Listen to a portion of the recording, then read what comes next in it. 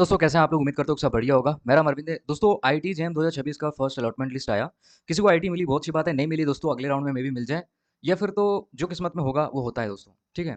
फिलहाल इस वीडियो में मैं आप लोगों को बताने वाला हूँ कि अलग अलग जो आईटीज़ हैं उसके अलग अलग फीस स्ट्रक्चर मतलब कैसा है, कौन सा आईटी महंगा पड़ सकता है, कौन सा सही रहेगा, कौन सा में थोड़ा फीस कम है, ये सभी चीज़ें के बारे में मैं इस वीडियो में डिस्कस करने वाला हूँ। चलिए स्टार्ट करते हैं। सबसे पहले हम आईटी बॉम्बे से स्टार्ट करते हैं दोस्तों। ठीक है। अच्छा, ये कोई ऐसा नहीं कि सिर्फ केमिस्ट्री के लिए बता रहा हूँ।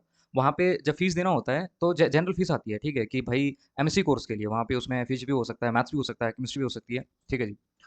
सबसे पहले यहाँ पे देखेंगे तो इसमें काफ़ी ज़्यादा डाउट चल रहा था आईटी बॉम्बे के फीस स्ट्रक्चर में। जहाँ पे दोस्तों इन्होंने क्या है ना, सबसे पहले एकेडमिक फीस जो है वो 36,500 दे रखा है। हॉस्टल के जो चार्जेस है वो 20,000 के अराउंड दे रखा है, और 15,000 हम पहले से पे कर रहे हैं। ठीक है जी। तो इसका मतलब ये है कि अब हमें 41,200 पे करना है। सब लोग यही सोच के बैठते हैं। पर दोस्तों ये जो हॉस्टल फीस है ना, ये hostel fees mess fees include नहीं कर रहा है, मुझे लग रहा है।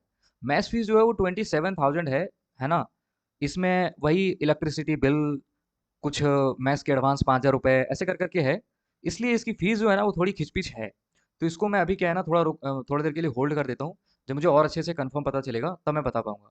क्योंकि इस हिसाब से देखेंगे तो फीस थोड़ा हाई हो जाता है, लेकिन लोग कहते हैं कि आईटी बॉम्बे की फीस उतनी हाई नहीं है। तो हाई नहीं है तो भाई यहाँ पे उन्होंने दिया ही नहीं ऑफिशियल वेबसाइट पे, आप खुद जाकर के देखिए। आप यहाँ पे इस लिंक पे भी क्लिक करके देखेंगे दोस्तों तो आपको डायरेक्ट वहीं पे लेके जाएंगे ये लोग, आपके आईटी बॉम्बे के हॉस्टल एंड मेस फी में। तो वहाँ पे दिखेगा कि हॉस्टल के जो चार्जेज है वो 20,000 के अराउंड ये जो है वो तो है ही। इसमें इलेक्ट्रिसिटी बिल अभी बोला मैंने, जैसे रूम रेंट वगैरह लगता है वो सभी चीज़ें हैं, सिक्योरिटी मनी वगैरह है। पर मैस फी उन्होंने अलग से लिख रखा है जिसमें 27,000 लेते हैं।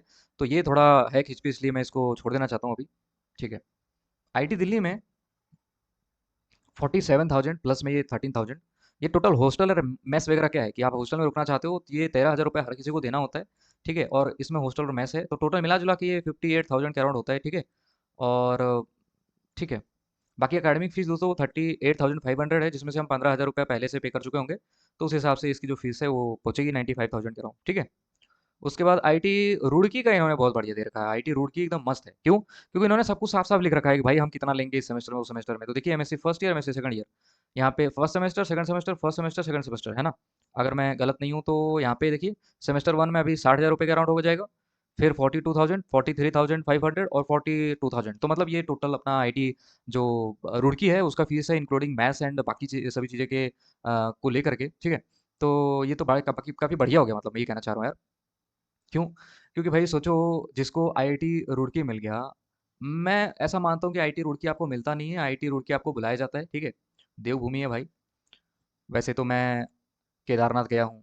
तो केदारनाथ जब दिल्ली से जा रहा था तो हरिद्वार, ऋषिकेश, फिर केदारनाथ, तो और रुड़की भी गया हूँ। आईआईटी रुड़की 2-3 बार गया हूँ, 2 बार गया हूँ, 3 बार क्या 2 बार गया हूँ। एक बार थॉमसन फेस्ट में गया था, एक बार हॉस्टल नाइट में गया था। काफ़ी मज़े करने वाला दोस्त आप। तो फीस भी उतनी ज़्यादा नहीं है ना, बहुत कम कम फीस है। और अच्छा एक्सपीरियंस रहेगा आपका। ठीक है। काफ़ी मज़े करोगे आप। कैंपस भी बहुत बढ़िया है, बहुत प्यारा कैंपस है, एकदम क्लीन, एकदम साफ, काफ़ी बढ़िया इंफ्रास्ट्रक्चर। हॉस्टल भी मस्त मिलेगा आपको। आप 2 साल एंजॉय करोगे। ठीक है। 2 साल एंजॉय करोगे आईटी दिल्ली से तो। टेम्परेचर एंड बाकी सभी चीज़ों के मामले में तो ये ज़्यादा बढ़िया रहेगा आईटी रुड़की। तो किसी को ऐसा होगा कि भाई आईटी दिल्ली चाहिए, दिल्ली चाहिए, अरे भाई आपको आईटी रुड़की मिल गया ना यार। तो कोई दिक्कत वाली बात नहीं है। मैं सोच रहा था कि रैंक थोड़ा इधर उधर होगा तो मैं भी रुड़की ही जाऊंगा, मैं सोच के रखा था बहुत पहले ही। पर अगर आपकी रैंक मान लेते हैं 1 आ गया, 2 आ गया, तो आप ऐसे थोड़ी डिसीजन लोगे, या फिर तो जो भी मेरा जिस हिसाब से रैंक है उस हिसाब से डिसीजन लेते हैं। तो उसी हिसाब से बाद में फिर रिग्रेट होने लग जाएगा कि भाई, एक तो होता है कि एक्सेप्ट करना कि हाँ मुझे रुड़की ही मिला, एक होता है कि मुझे दिल्ली मिल रहा था, बॉम्बे मिल रहा था, फिर भी मैंने रुड़की ही चूज किया। तो उसके पीछे ये हो सकता है कि रुड़की ही आपका घर हो, बहुत पास रहना चाहते हो, या फिर तो जो भी अपना छोड़ो यार। या फिर तो आपका कोई ऐसा हो कि कपलिंग कुपलिंग है, गर्लफ्रेंड वर्लफ्रेंड है, वो चली गई साथ साथ में, आप भी चले जाओ, ऐसे में कुछ मतलब अलग फैक्टर इंक्लूड हो जाए तो अलग बात है, ऐसा कुछ। ठीक है।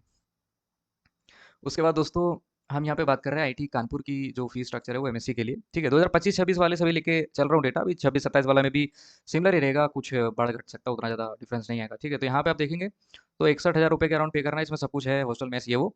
और टोटल जो 4 सेमेस्टर की फीस है वो भी बहुत कम रहती है। तो आईटी जो कानपुर है ना, वो काफ़ी ज़्यादा मतलब कम फीस में काम चल जाता है। ठीक है। उसके बाद दोस्तों मैं बात करता हूँ आईआईटी मद्रास की। इसकी भी फीस थोड़ी ठीक ठाक है। जहाँ पे आप देखेंगे तो ये 65,000 रुपये है अपना जनरल ओबीसी डब्ल्यूएस के लिए, और 40,000 रुपया ये है। इसमें मुझे लगता है कि ट्यूशन फी इनके लिए क्या होती है कि नहीं लगता, इसलिए इनका जो फीस होगा ना वो थोड़ा है छोड़ो कम हो गया होगा। तो दोस्तों यहाँ पे आप कहीं पे ये नहीं देखोगे कि अपने को मतलब वो है मैथ्स वाली चीज़ें है ना। तो जो मेस वाली चीज़ें हैं वो यहाँ पे भी पे करनी पड़ेगी और 25,000 20,000 यहाँ पे भी रख सकते हो, अभी अप्रॉक्स में आइडिया लगा के चल रहा हूँ। तो इसमें भी वो जुड़ेगा, मतलब 20-25,000 रुपये, ठीक है। तो इसकी भी फीस थोड़ी हाई हो जाएगी as compared to Bombay and Delhi, ठीक है।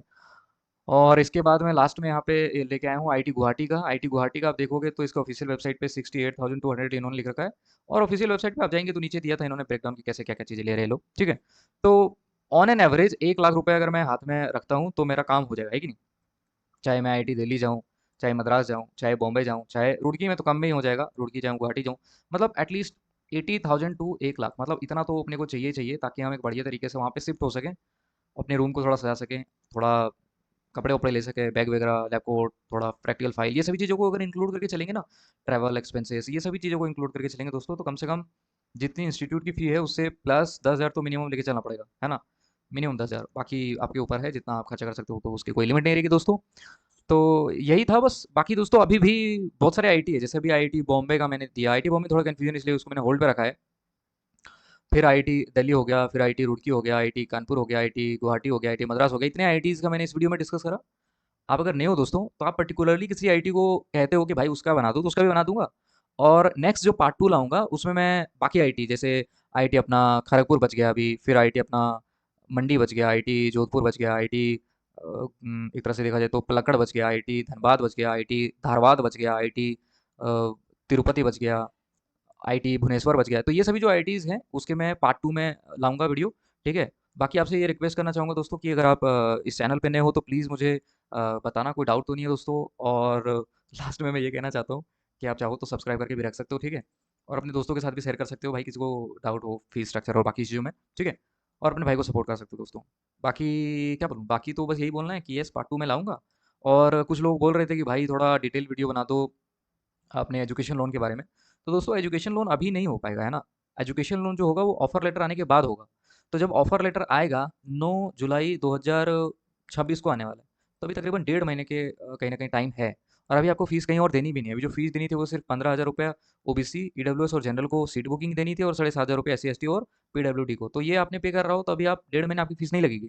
जब ऑफर लेटर रिलीज होगा ना, उससे 2 से 3 दिन पहले मैं पूरा डिटेल में बहुत अच्छे तरीके से वीडियो बनाऊंगा कि कैसे हम पीएम विद्या लक्ष्मी पोर्टल पे एजुकेशन लोन के लिए अप्लाई करते हैं, और ऐसी कौन कौन सी इंपॉर्टेंट बातों का ध्यान रखेंगे, ताकि हमारा 1% भी चांस नहीं रहना चाहिए कि भाई हमारा एजुकेशन लोन जो है वो अप्रूव ना हो दोस्तों, ठीक है। बाकी यही है इस वीडियो का अंत। Thank you.